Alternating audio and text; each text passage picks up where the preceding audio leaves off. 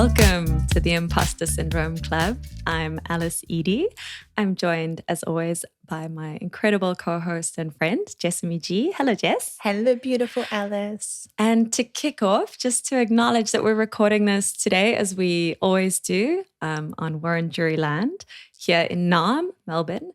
And just to say Womanjika, which is often mistranslated as welcome, but in fact means coming with purpose.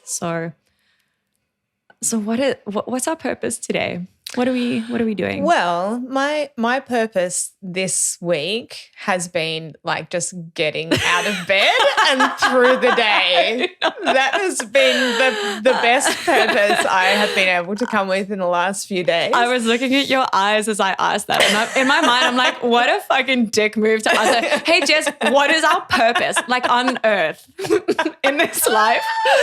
And it just saw your eyes. You're like, mate, I'm a woman on the edge. Yeah. How dare you? How very dare you? How very dare you? Well, I got to say, I do feel significantly better today than I have this week. And I feel like the last episode with just us that we did was a lot of like wowing on my behalf. So I also don't want to delve too deeply into the pits of my mental health this week because I feel like I've been talking about myself a lot. I mean, that is 50% of what this is. It's true. It's kind of the brief. That's true. But just to say, I've had, since you last heard us talk, things did not get better. They got significantly worse. And poor Alice had to field a phone call a few days ago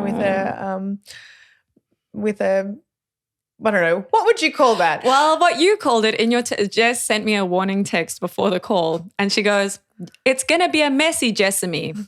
A mess of me. Look, still got it. Even mid menty-b, she's still got it. I just read that and I was like, oh no. What does this mean? What's a mess of me? I've never seen one before, but that's the fucking point. You can phone any and all times. Yeah. Well, I got to say, and again, I feel like last episode I said I'm not going to go into detail about 60 times and then went into great details. I was about to say I won't go into detail, but I actually won't this time. But what I did want to say is even amidst feeling incredibly raw and shit and just like not understanding what was happening in my body and brain, never felt more grateful for the friends and community that I have around, including beautiful listeners to this podcast who reached out, friends who noticed something was up, husbands who are amazing, best buddies who let you call them at midday on a Wednesday and have a complete emotional breakdown about something.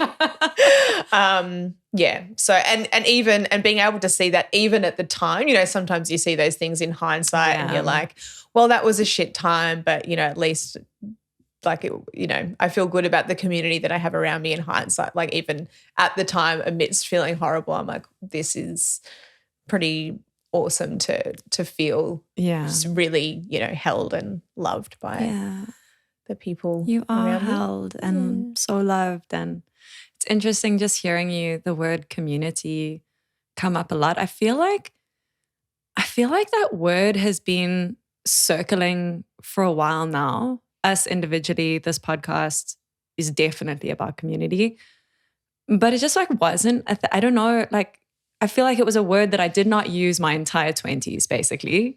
And it's just come up so much recently and more. I've just been thinking about it and like how critical it is to feeling like a fucking human being on this earth.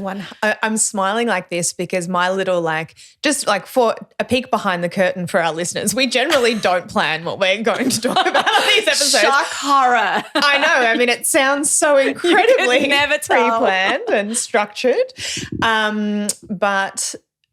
But often one or both of us will come with like a little idea in our back pocket or something we might like to talk about if we do or don't get there, depending on the amount of tangents in any given episode. But community was the thing that I was kind of had in my back pocket that I wanted to talk about a little bit today. Yeah. So it's making me happy that that's the thread that you want to pull to. What a flawless segue. What a team. Ooh. We should start a podcast. Oh my God, we totally should.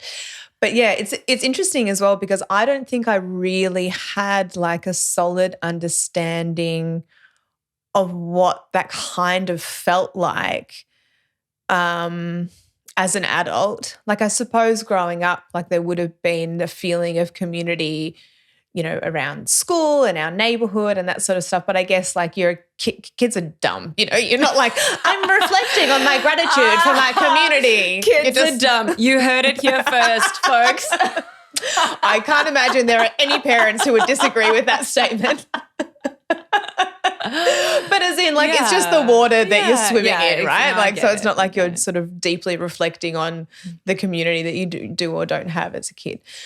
But then sort of finding community, really like from my gym was the first time I felt that sense of something that's not just like your group of friends. It's a group of different people coming together sort of around a common purpose, but then building a thing that's greater than the sum of its parts.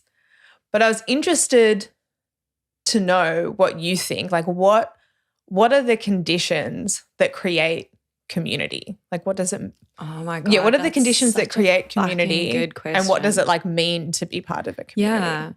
I mean, off the bat, just riffing on what you just said, I think that idea of common purpose is critical. And I suppose that's always the danger, right? Is like with anything that is defined by like including a certain group of people, there's an inherent flip side that is exclusion. So like I suppose it's always a thing you want to hold lightly is like something, a shared purpose or a shared commonality or interest, but also that can be a thing that is let go the second it hurts people, I suppose. Yeah. But yeah, I mean, I'm just thinking of my various communities that I feel part of as an adult. And like definitely it's a thing that I feel like in the last 5 years, maybe as a result of immigrating, but maybe also just as a result of getting a bit older.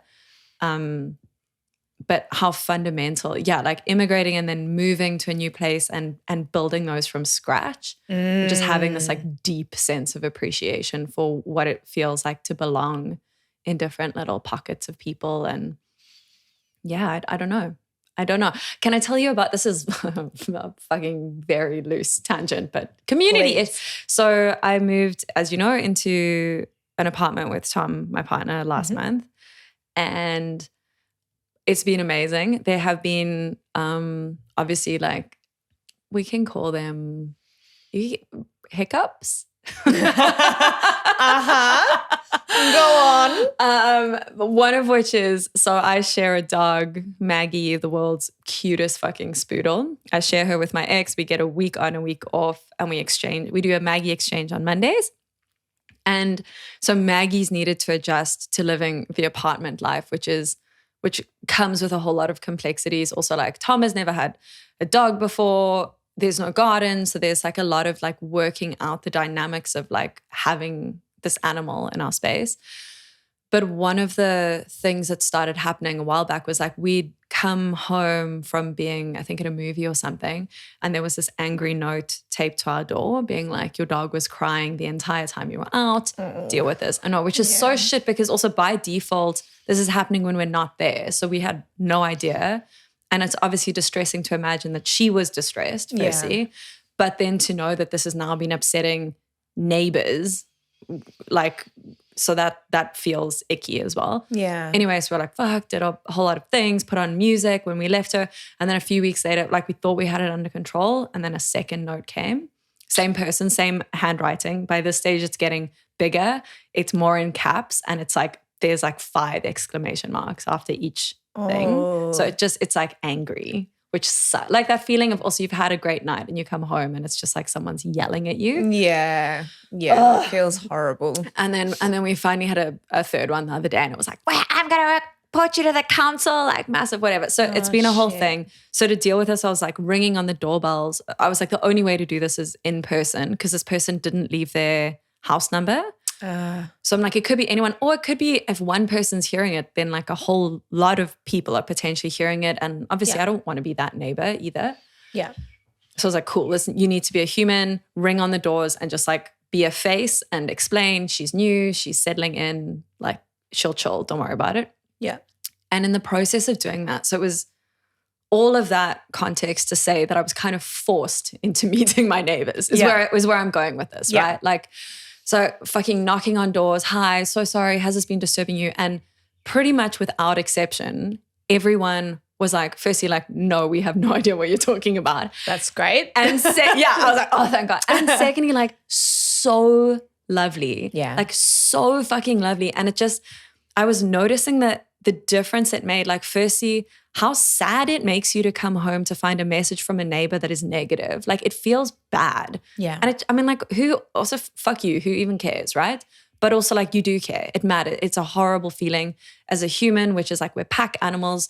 We exist in community. Knowing that someone in your close proximity is angry with you sucks. Yeah. But then the flip side of that is like going to these different doors and just meeting these total different people, and they're little, you know, our apartments are so close together. There's all these different lives and everyone's so different. You never know who's going to come to the door. Yeah. And just the warmth each time. And it's now become this really beautiful thing of like, now when I see them in the lifts, we know each other by face, you know, but they'll be like, how's she doing? How's she going? How are you settling in? Oh, that's so nice. And I didn't anticipate how good that would feel.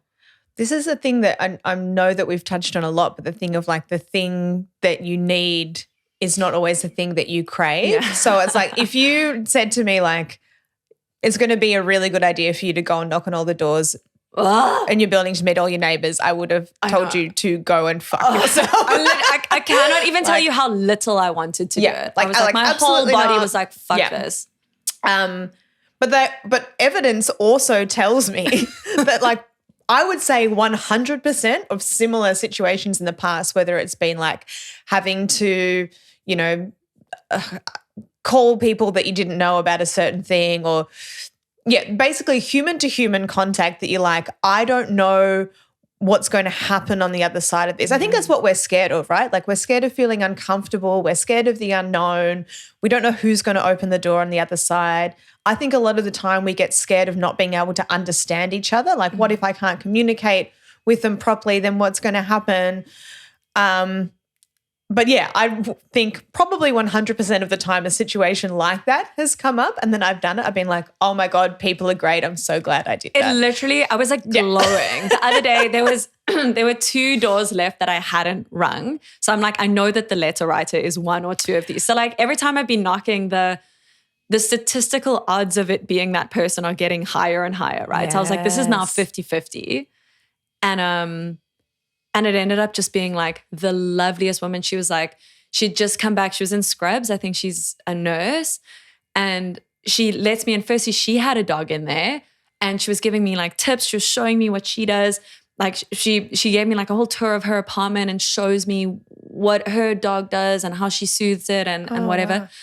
Like in her home. We've never met before. Is she the letter writer or no? No. Okay. Sorry, that's what I meant. I was like, this can go one of 2 ways. Sorry. Okay, got you. Yeah. So and I walked out of there just like, honestly, it felt like I was like glowing. I was like, oh my God, this is so lovely. So these letters, which had the intention of creating hostility and distance and discord between neighbors, have ironically produced like 6 really lovely human interactions. And I'm like, well, whoever the one person is with a problem, now not only whatever, there's still one person with their problem, but I'm like, well, I feel like I have 6 other neighbors on our side now. Like as a result of being forced to just actually like get out of our little bubble and reach out. Yeah. But yeah, like you say, I did not want to. I was like, I can't think of anything worse than like, hi, it's me, it's Alice from 320. Like, yeah, especially when you're going to people's homes, you know, So you have not met the letter writer yet? No, fascinated. I'm pretty sure. I think I'm 90% sure that I know which door it is now because I've kind of process of elimination, and I'm also pretty sure that she's been in there just not answering when I'm knocking. Interesting.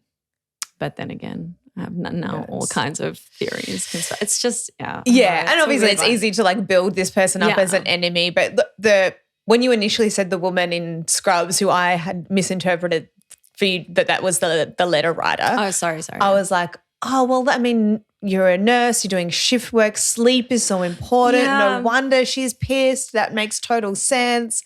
So, I guess like that's that. We don't know the whole story on the other side of the letter writer, right? But if they are ignoring the knock on the door, then I think the intention from their side is to be angry, not to solve the problem, which is a different thing. Because if that person is going, there's a dog barking, I want to solve this problem so the dog doesn't bark anymore, they would want to, like the other woman, show you some things. Yeah. Or maybe they don't have that knowledge, but do you know what I mean? Like I think people are potentially wired this way too sometimes. Stick with me here. To go down the path of blame or problem solving. So I had this really horrible boss, right? My first real job working in music management. I was 20 years old. And he was like a cartoon villain. Like he used like dated 80s language and had a toupee and like just imagine, right? Did he wear like an oversized pinstripe suit? You're on it. Like I don't think he did, but he like his aura did. Energetically he did. Exactly. Physically they were jeans, but energetically oversized pinstripe suit. Totally. I'm there.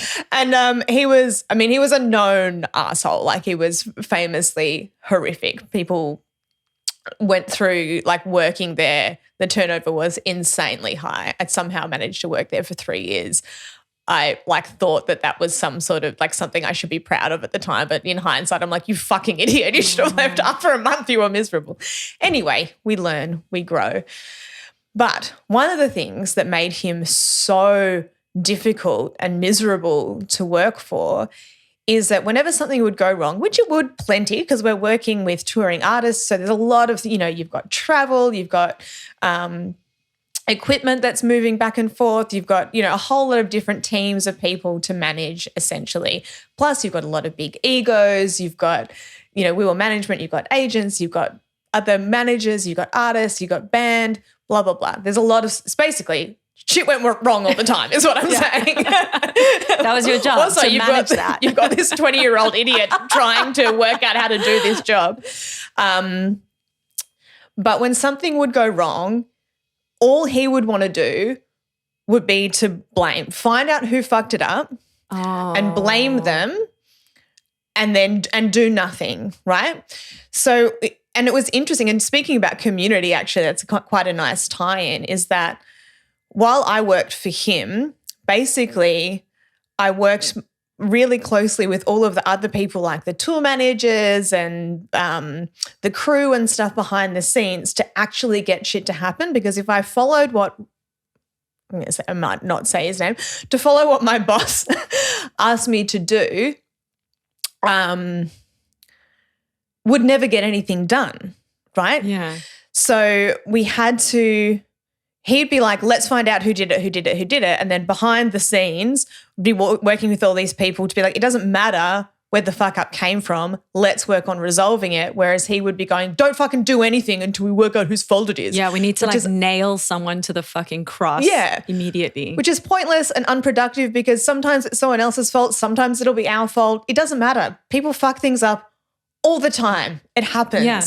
It's not the thing to want to blame. Anyway, so all this to say, your note writer potentially might be someone who's wired to blame find instead of problem solve. I mean, like a couple of things on that, like just on your ex-boss, I do think that it's worth knowing the source of a fuck up just for the pure reason that if it's been consistently the same person or same system or process that's producing a result you don't want, then that is useful information.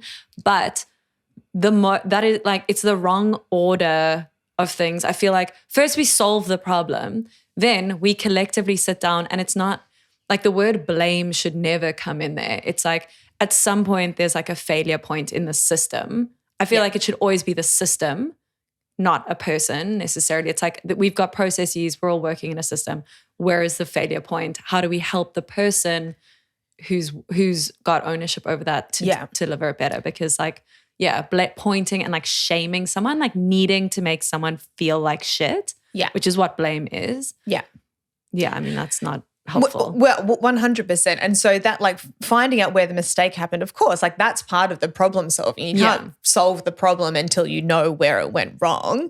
But that's different from like, let's find out whose fault it is. Yeah, exactly. And then it's their problem. Yeah. I think that was the thing. It's like that was where the blame was. It's like now it's your problem and we don't do anything. It's such a that's gross so place to work. Also like that, it's like there's this punitive sense of that where it's like you fucked it up, you fix it. I'm like, no, you fucked it up, we fix it, because you fucked it up today, I'm gonna fuck it up tomorrow. The day after that, Jessamy's gonna fuck it up. Like, don't worry, we all get a turn to fuck it up, you guys. Yeah, exactly. There's plenty of fuck ups to go around. Everyone gets a fuck up, but it's like how much better for all of us to know that like when, not if, but when that happens, that's the whole point of having a team. It's like on that day, you will not be alone, because like, trust me, on that day when it's been your fuck up, you already feel like a piece of shit. It's like you're going to need all the help you can get. Exactly. And that's what having that community of beautiful people like helping keep the wheels turning was so important. But such a like insane waste of time, because I basically had to like put on one front to him of like, this is, we're not doing anything. Basically, I had to lie to him to go and do my job behind his back. Well, it's basically do the work that he was paying me to do without him knowing, if you know what I mean. It's essentially a form of babysitting where you like, I have to appease. 100%. And it's like, I mean, it's funny in one sense, but it's also not. I think that children that come from homes with like parents with mental health, or like parents who are not regulated for whatever reason, their own trauma part of it, but like that sense of having to manage someone else's emotions on one side while the other part of you is like having to actually fix the thing and manage the thing. Like needing to juggle those two worlds of like appeasing and also fixing is super fucking toxic. I mean, that's like what a horrible place to have to be. It was awful. And like, so like I was a kid and he was a fully grown man, like having, like I joke about being a fucking stupid baby. Like he was the stupidest baby, and not in a cute way, like when it's us. Yeah.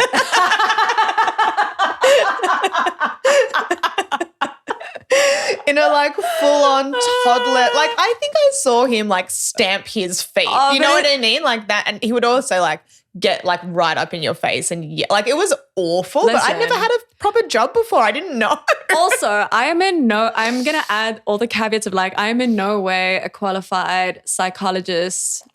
I think you are. But I'm going to fucking weigh in. or whatever episodes in, I think you're qualified. But I'm just going to go, I'm like, that is so fucking narcissistic, right? That is like, that just is such a textbook narcissist where it is just like that. It like a big toxic baby. Yeah. And it's also not an accident that someone that age hired a 20-year-old to do that job in the first fucking place. Because trust me, no 35-year-old was going to play that game, right? Oh, like it's not 100%. Accidental. It's like you're old enough to be competent and capable and get shit done. You're also young enough to like be able for him to bully you. Yeah. Exactly. Was not grammatical. Well, no, but that's it. And like I sort of touched on at the start, there was this idea that like at the time I thought I was really tough and I was proving myself. Yeah, exactly. By staying there through, and like this is like the funny stuff that I'm telling you about essentially. Like it was pretty fucking brutal and awful. Like I cried in the toilets a lot in that job. But what am I saying? What was I saying? I totally lost my train of thought. No. The job, being tough. Yeah. Fuck.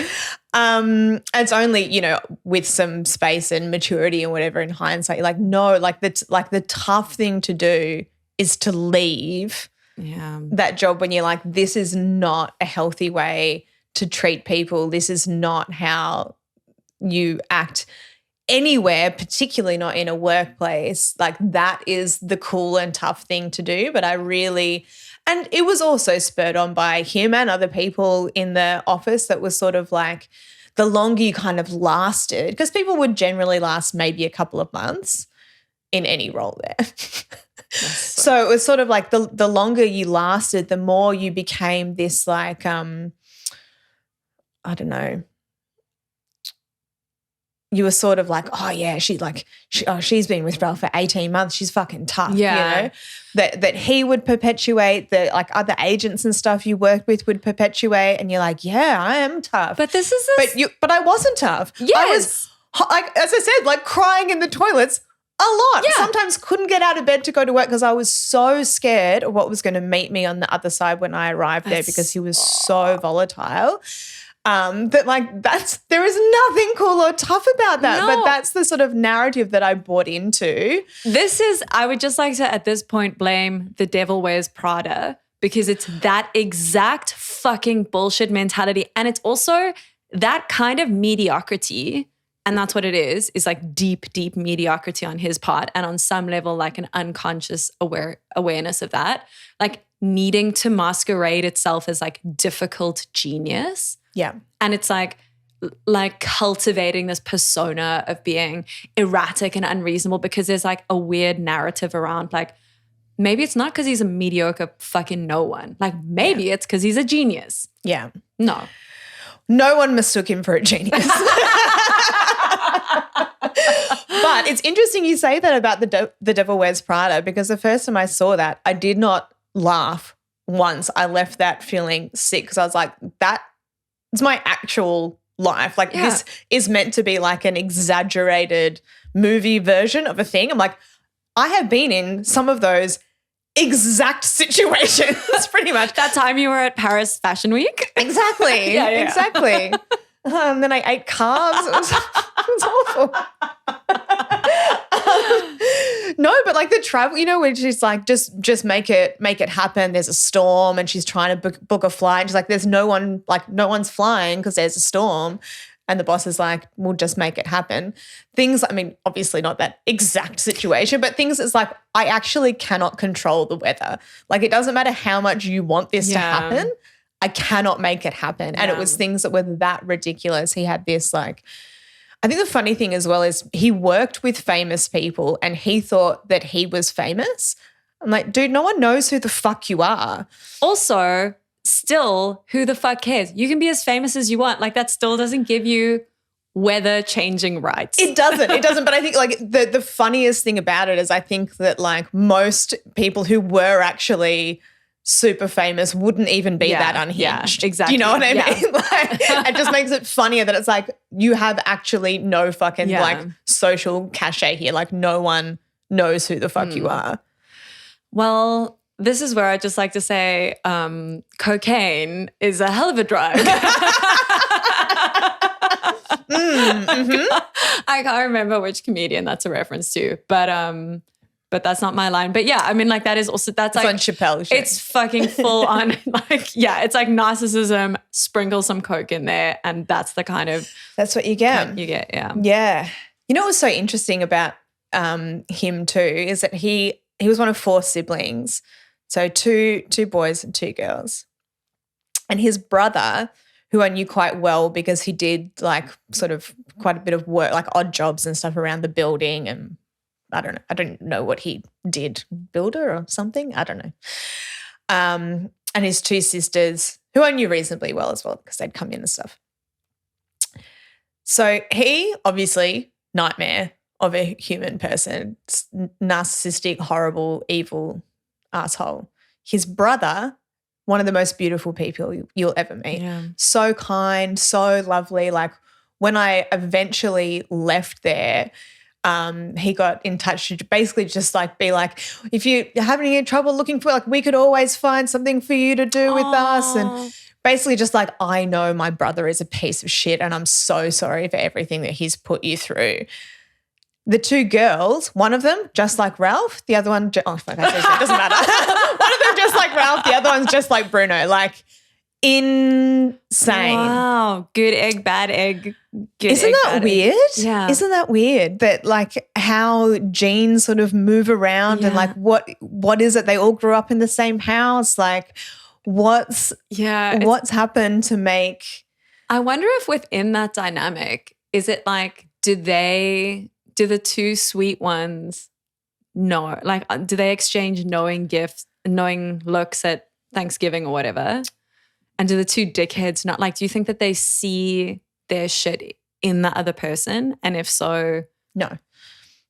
All right. Because I don't think that either of them think anything that they're doing is wrong. So I think what they see in the other person, they would probably quite like. They would see it as like strong. And I think if anything, they probably wouldn't like the softer siblings. Yeah. Because they would probably read them as weak, whatever. I'm doing a lot of like interpretation here. This is just two fucking armchair psychologists. I'm like, I haven't met these people. The last time you saw them was 20 years ago, but I'm like, well, we're diagnosing them with but also, I don't know. It's obviously like recognizing, I mean, all you can do is work with what someone's shown you and try make sense of their inner world, recognizing that is only ever going to be through your filter, and as a result is like completely flawed and is a projection, but can be really helpful. And also like, what the fuck else are you going to do? Like we want to make sense of the world. That's okay as well to try, but it's kind of like, recognizing that like, who the fuck knows? Yeah. What a dick. Such a dick. Have you ever had to deal with like narcissists in your life? Work or otherwise? I've been actually really lucky, like work-wise. There's one that stands out, and I kind of like almost don't even remember the details of this job because she was such a nightmare.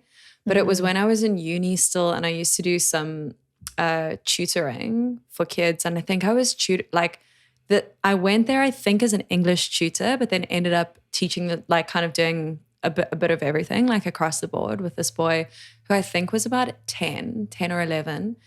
And he was just the most beautiful child. Like he was so smart. He was so gentle and insightful and like incredible. This like incredible little human. But his mum was truly like fucking batshit crazy. Like she was wild. And I feel like I've got quite a high tolerance capacity for like weirdness in all different forms. Like I enjoy that. But this was, when you speak about that kind of like narcissistic, like she was a single parent, obviously like, which comes with massive amounts of pressure, but she'd pulled him out of school and was homeschooling him and was basically creating the conditions around this child where like he had become her surrogate partner. Like it was like she had taken him away from being like a kid with friends, and he existed in this bubble to be like hers. It was so fucking, it was like the more, like in the beginning, it was kind of like, oh, she's involved. Or like she was the only parent in like years of tutoring that would like continually interrupt lessons to just be there, to just kind of like be part of it, like couldn't step away. Like it was fucking weird. And like I kind of didn't clock it in the beginning, and then it escalated. And I was like, oh, this is so weird. And then the one weekend she was working at an event where she was going to be doing some catering and was looking for extra wait staff, and had asked me to, she was like, cool, you're a student, do you want to help out? So I was like, yep, cool, awesome, extra money. And just that experience of working, it was, I guess also the power dynamic shifted. Yeah. Because before that I was coming in and like, yep, technically she is the client, but also like I was there through an agency kind of to help, to teach. Like it was a different thing. Working, it was crazy. It was fucking bad news. I was scared as shit. And I was like, this child is so beautiful. But I'm like, he's like a man in his 20s now. I'm like, that is definitely fucking up his relationships. Oh, 100%. I've been doing some deep research into relationships recently via a show called 90-Day Fiancé. And I am also now a family psychologist. I've watched 3 seasons of it like recently. Oh, that's basically a degree. Yeah, that's what I think. It's it's one of my comfort shows. Been watching it in the bath. Mental breakdown 101. Everything's fine, you guys. Everything's fine. Jessamy's fine. Keep saying it. One of the families was like, it was a very similar situation to that, right? So as a young guy, but like adult, he was like, I don't know, 28 or something, but still lived with his parents. I think his dad had kids from a previous marriage, but he was his mum's, I think, only son, or at the very, but definitely the youngest and the only one still at home. And it was so fun to watch because they were loving parents, right? Like it wasn't coming from a bad place, but I was just like, you are fucking this boy up so hardcore because you don't want to let him go. And it's like, this is an adult man. Like this cannot be about you anymore. And I think it's so, and like obviously, unsurprisingly, they don't do a deep dive into the backgrounds of people. It starts on emotional well-being, reality TV show lights, and it just takes you to such a dark place. So, I don't know what has gone on potentially in her life or their history or whatever to make them be that way. But it's, I don't know. It's a terrifying thing. And thinking about like the idea of having children, like I don't know that she went into having a kid with this notion of like, this is a thing that's for me. Oh. I don't know. Or if it's something that builds with time or happens as a result of the particular relationship you have with that child, maybe. I don't know. But oh man, it was really upsetting. It's hard. It's really hard to watch. Have you heard of it's called Munchausen by proxy, I think? Yeah. Where it's like where the adult keeps the kid sick to keep them needing them. What's that? They made like a movie or a TV series about it. And they killed the girl and they killed the mum, her and her boyfriend. I don't know, but is that spoiler alert? Well, it's a true story and the mum is dead. Okay. So also we don't know what it's called. So like you may be watching something at some point. People will know what I'm talking about. No, I think that even the I can't remember if it's a documentary or I think it might be. Anyway, this is not good podcasting. Maybe like, do you think that it's maybe but yes, about exactly that. But then it also gets really complex in this situation anyway, because it's like, where does one thing end and another begin? Like how much, as a kid gets older, how much are or aren't they aware of and buying into a thing? And it was, it's fascinating that as a like condition. Yeah. It's fucked. I suppose all of these things, and it like sickness particularly, I guess because you're so vulnerable when you're hurt. Yeah. The way we need to be cared for when we're sick and the way it makes us feel when people like give us different, because I guess like we can only give people the support that we wish we had, right? Yeah. Like that's going to be where you go to.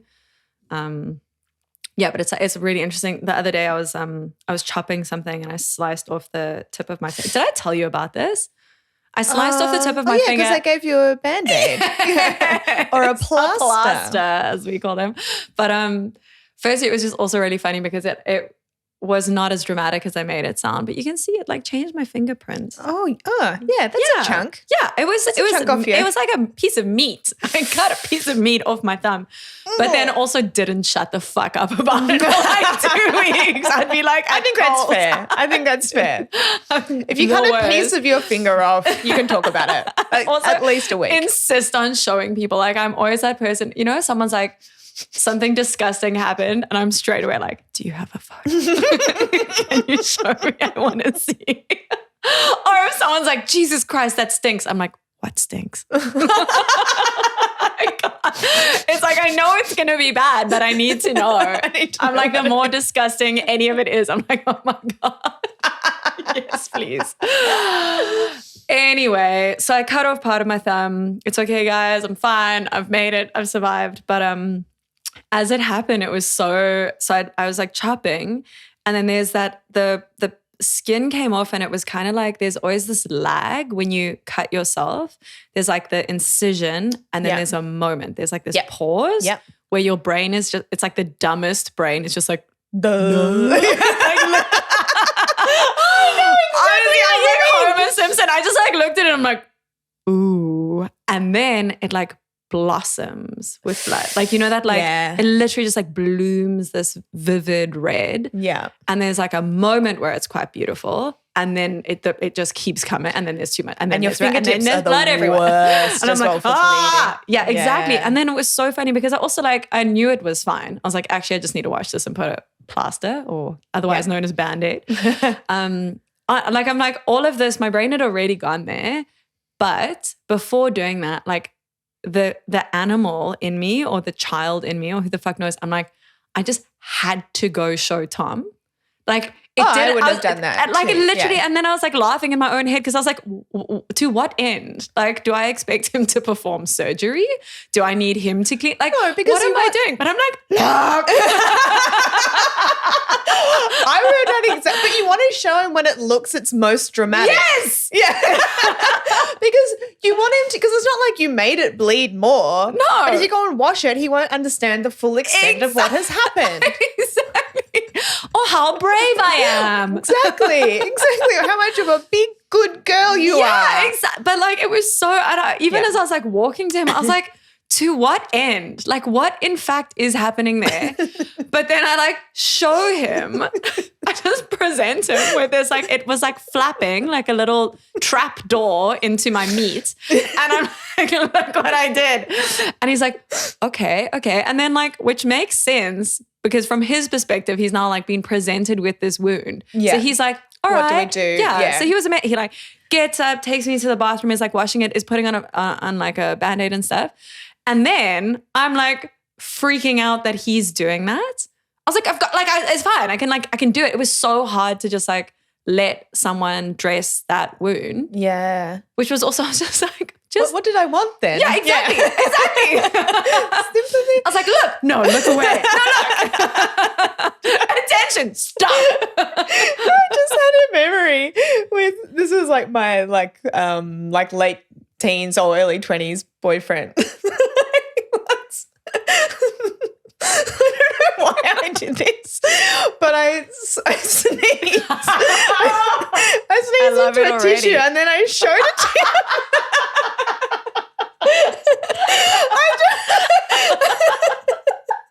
I have no idea why, but it was just like sometimes your body does like your brain is not at all in control.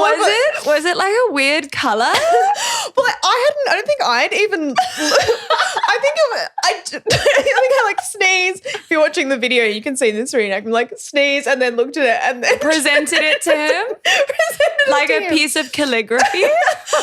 I don't remember. Like maybe there was just like a lot of it or something. I have no idea. But it was just like I felt my body doing a thing and my brain was like, what? Why? I like to imagine your face as you held it out to him, like that you looked at him, you're like, eh? I think that was exactly it. I think it was like pride. I so relate to that though. There is something about just like bodily, like weird bodily shit. And I love the fact that like my friends know that I am the person. I'm like, that's the dream to me. I'm like, you can always show me your snot. Don't touch me with it. Like I need just definitely don't want to. But I'm like, I am there for that. But I'll have a look. Yeah. I got a voice. I'll keep that in mind. I'll weigh in. I've got opinions. I've got completely unqualified opinions. I had a voice note from my friend Sana the other day who was literally like, fuck, I'm having the craziest day and I just needed to tell someone and I don't know why, but you came to mind. And then she told me a story and I was like, oh, you do know why. We both know why. I'm the person you're voice noting. But their like sewage pipe had burst at the bottom of their house and basically there was like a river of human feces running down the bottom of the garden. And her poor partner is like, it cracks me up. Shane, he's the best. He's this super talented, he's like some creative director, ECD guy at like a huge agency. He's incredibly smart and talented at his job, which is why it's even funnier when he has to deal with like a river of poo. Because I'm like, this guy is winning awards like, for these huge things. And I'm like, yep, let's bring him down to he's still a dad who has to like deal with that shit when it happens. Yeah. And so she's just like, fuck, this smells so bad. Anyway, it's been a day. That's what we're dealing with. And I listened to this voice note and like voice note her back without even thinking about it. And I'm like, fuck, that sounds really like hectic. I'm so sorry. Do you have pictures? And then sent it, and only afterwards I was like, oh, why am I like this? But I mean, did she? Yeah, she was like, she sorted you out. Yeah, she knew exactly who she was dealing with. This is not quite the same thing, but did I ever tell you about when this episode has taken a turn. I love it. Okay. This is the kind of dumb joy that I needed in my life today. I'm here for every second of it. So when I was in grade 2, which is like, I don't know, would have been 5 years old, I would tell you the time I picked my friend's scab accidentally. I know, it's so gross. Wow. I think because I immediately pictured it, I was like, no, tell me more. It was completely accidental, which made part of me doesn't believe you that it was accidental. I know, but wait, we were like sitting cross-legged on the floor, and it was like story time. So the teacher's at the front of the class, all the kids are sitting cross-legged. So it meant her knee was directly next to my knee, and she had this massive scab where she'd obviously like fallen off her bike or something and gotten this huge roasty. So it was huge. It was massive. And I'd just been staring at it, and I think I got tunnel vision. I was so fixated on it that it just tunnel visioned and I could see nothing else. And then as a result, I think I just lost all sense of time and place. Like that was all there was. And I was like, it was like a moth to the flame. And I was just like, ooh. And I started picking it and it didn't hurt. So I was like, oh, it's obviously like ready to come off. It's obviously healed because there was no pain. So I just ripped it off. She fucking lost her mind. Understandably, completely understandably. Yeah. Like what? This poor kid was just minding her own business, listening to a story when some fucking psycho fix her scab. It makes me feel quite ill. I know. Imagine though, I'm aware how weird that is, but like I'm the bad guy. So you thought that it was your knee? I thought it was my knee. I genuinely did. I remember because I remember the feeling. I remember vividly the feeling of shock and surprise. I was like, I was as surprised as she was. I bet you weren't. But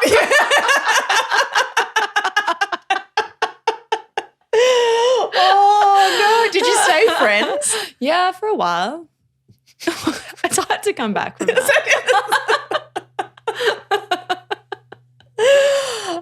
I get like that with pimples. Like if someone's got like a juicy whitehead, I'm like, get it.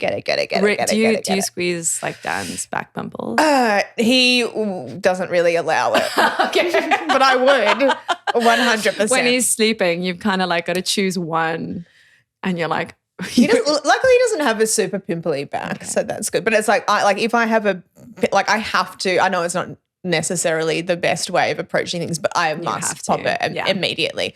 And if there's like something I can't get to, or like on my back or something, which doesn't happen often, but it does from time to time. If I can't get it and I know it's there, it drives me insane. Even if I can't, so just like the awareness of knowing that there's a thing, a poppable thing that's not being popped, drives me crazy. But luckily, my friend Kat is a fucking gross derelict like I am when it comes to pimple popping. So and our partners are both like, no, thank you. Yeah, so we sort each other out. Oh my God, it's so, I don't know, it's so hypocritical of me because I do love I like can watch it. Have you seen on Instagram Dr. Pimple Popper? I love that. Yeah, okay. Watching it, fine, but like IRL involving any touching, I'm fucking out of there. No way. Really? Oh no, I don't care at all. Yeah, I'm up for it, all of it. Give it to me. Guys, write in Jessamy's taking bookings. Bring your big ripe white-headed pimples to our live show on Friday. What a flawless segue. I don't know. Well, here's the thing. I don't know if I'd like to pop a stranger's pimples. Not strangers, Jessamy, part of our community.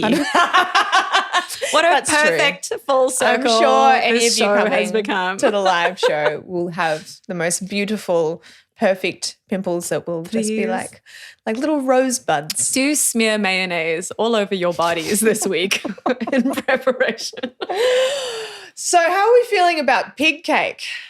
Talking at the live show. Are we doing it? Are we going to make the pig cake? What do you mean are we doing it? All of course we're doing it. We've promised this to the people. Well then, excited. Yeah. Is that what you want from me? I don't know what I want from you. No, we're going to make it together. Yeah. It's going to be a cake. It's going to look like a pig. It's going to be super cute. Yeah. I feel like it'll be fine. It'll be fine. It'll be fine. So the live show is oh no, by the time this comes out, we will have already done the live show. Well, we'll post this with pictures of the pig cake. Yeah. Sorry. I was going to tell you all about how you should come to it and how it's going to be really great. But so we're in the future now. Oh my God, thank you guys so much for coming. How great was the live show? Amazing. And you remember that thing that happened that was so funny? It was so funny. Everyone said it was the best show they've ever been to. Yeah, I heard that. Yeah. I heard that I don't know. too. That's just the rumor. People love it. People definitely came. We had nothing to worry about. Everyone came to our birthday party. Yeah. Okay. Well, I guess that's a kind of dead end conversation now, isn't it? I mean, I feel like the pre-birthday party anxiety. I was actually again with my friend Sana, who I saw this week, on a tangent. Actually, we did this thing. How fucking amazing! So my birthday gift from Sunny was she took me for dinner, and that's now like our new ritual, or what do you call it? Not a ritual, tradition. Mm-hmm. Birthday tradition with each other, because we were like, Cute. It's so fucking hard buying someone a gift when you're older and an adult and life is happening, and what the fuck do you get someone? And also you don't just want to fill up each other's homes with more shit. Yeah. But time is the most precious thing. So the gifts that we now give are like a date to each other. That. It's amazing. It was so special. It was such a good evening. This linked to something. Live show, birthday party. Oh yeah. And she was just speaking about, so she's also getting her birthday is coming up, and she was speaking about organizing a party. And it's like, do you do one thing with all your friends? Do you do separate little pockets of friends or whatever? And I just was thinking, it's so cute. It literally doesn't matter your age. There's something about a birthday party that is like, it just makes all of us feel like 13 again. Yeah. And you're like, okay, I do want to have something, but then it's also that thing going to happen where I organize a thing and then I'm really excited, and then literally an hour before I'm going to wish I had never organized anything. Yeah. I'm going to not want to go, and then it'll happen. I'll be happy. Like those ups and downs. Yeah. It's very cute.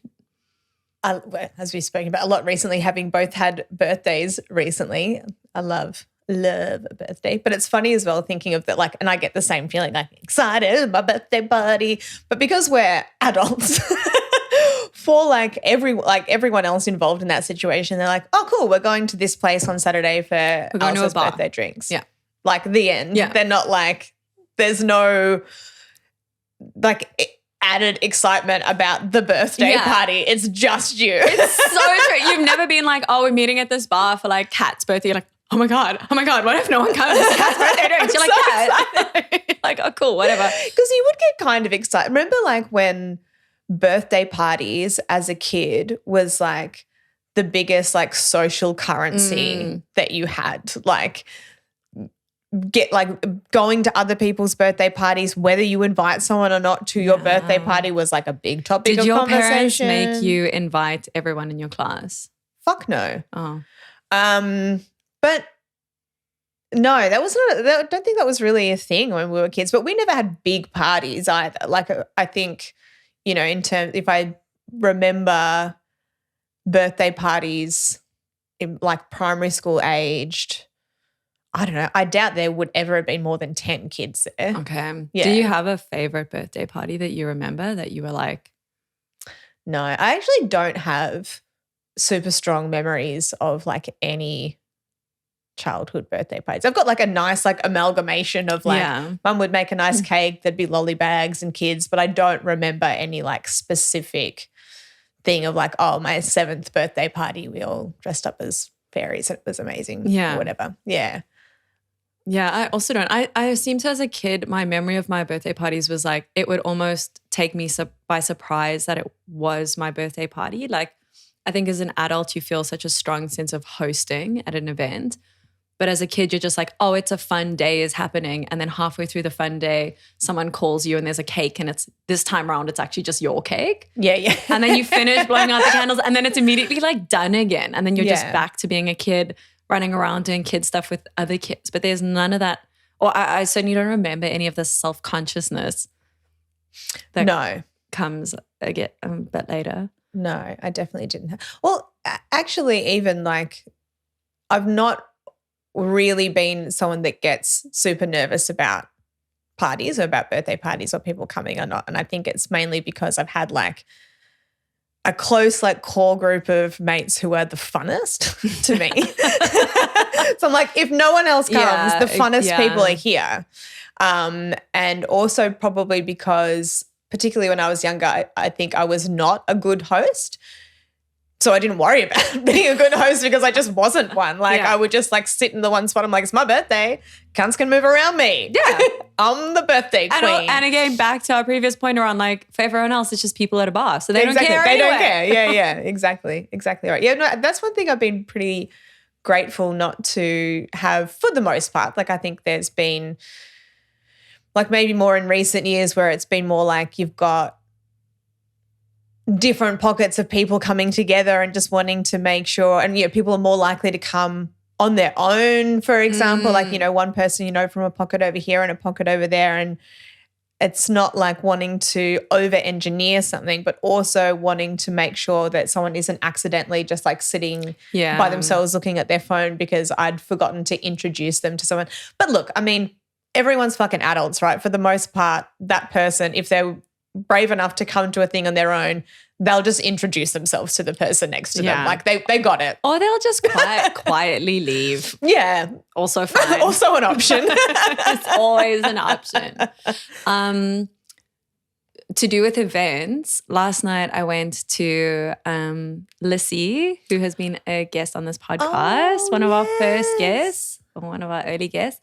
Lissy has just opened her store on Smith Street in Melbourne, Nam, and it was fucking beautiful. Like, honestly, I knew it would, like, she's got the most amazing eye. But just for anyone listening who is based in Melbourne and wants to check out the kind of actual like bricks and mortar store instead of just seeing stuff online, it's done so beautifully. Like, you can tell she's worked her ass off. Yeah, I've been watching it unfold on social media. So for those who don't remember or haven't heard the episode, Alicia Milan is who we're talking about, and her brand is called Alethea and Foss. Is that right? Oh my God, I always get it's, I think so. I'll no, I won't because my phone's over there. Alethea and Foss. I'm pretty sure it's Alethea and Foss. And she is a jewelry designer and makes really incredibly beautiful, intricate jewelry. If you want to hear her talk about it more, she talks about it in depth on her interview episode with us here, which was a beautiful episode actually. But she's not until this point had a bricks and mortar storefront, and watching it all unfold, the build and everything, and her doing it with her partner and her dad, which is really sweet, and seeing the incredible amount of work that goes into it. It's very, it's very cool. It's you can see it, and it's so like uniquely styled in this really beautiful, like very Melbourne way, because she's of Italian descent, and a lot of the fixtures and fittings have stayed true to this very like particular. She's Greek, isn't she? I think Italian. Oh no. Pretty sure Greek. All right. I'm going to stick with Italian. But all right. Well, luckily my computer's right here. You keep talking. I'm going to Google it.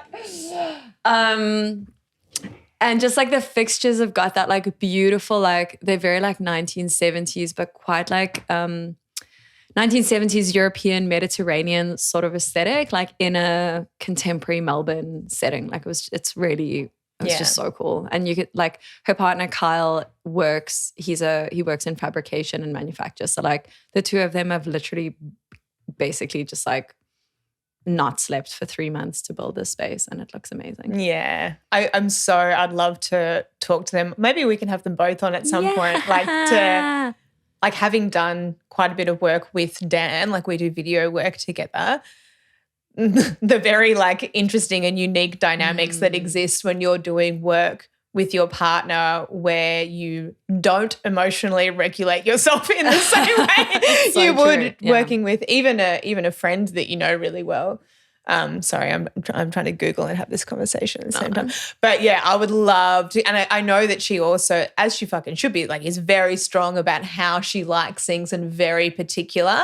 And I imagine in a relationship where you're like it's your partner doing the things for you, like they would have to be giving each other so much grace to you Honestly, know what I mean? That space is like it's perfect within the millimeter.